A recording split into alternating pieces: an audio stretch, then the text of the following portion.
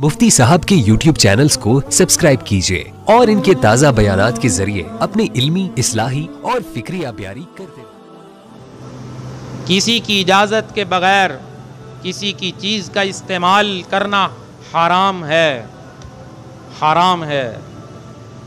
ہم معاشرہ دیکھ لیں، معاملات کیسے چل رہے ہیں، معاشرہ کیسے چل رہا ہے۔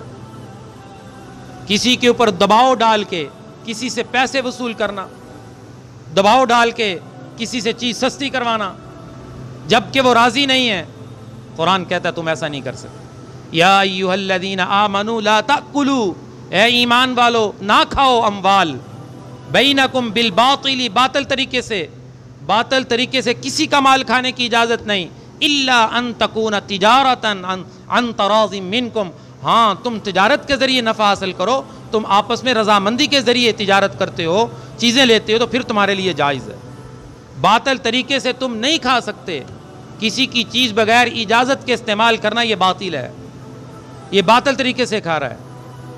کسی کا حق استعمال کرنا یہ باطل طریقے سے کھانے والا ہے، کسی سے رشوت وصول کرنا باطل طریقے سے کھانے والا ہے، ناپ تول میں کمی کرنے والا باطل طریقے سے کھانے والا ہے، وراثت کو دبانے والا باطل طریقے سے کھانے والا ہے، کسی کی زمین پر قبضہ کرنے والا باطل طریقے سے کھانے والا ہے۔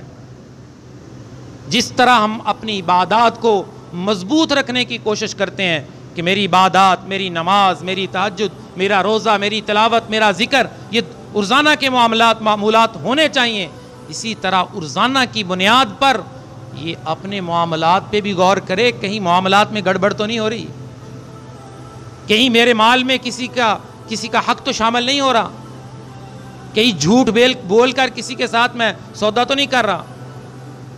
یہ ساری چیزیں دیکھنے والی ہیں۔ جب یہ غور کرے گا تو پھر اسے نظر آئے گا کہ میرے معاملات کہاں کہاں خراب ہیں، پھر فکر لاحق ہو جائے گی، اسے درست کرنا چاہیے۔ اللہ تعالی ہمیں اپنے معاملات کو درست رکھنے کی توفیق عطا فرمائے۔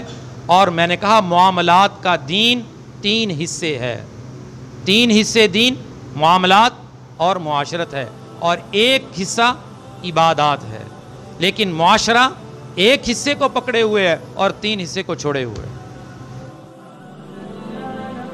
Thanks for watching.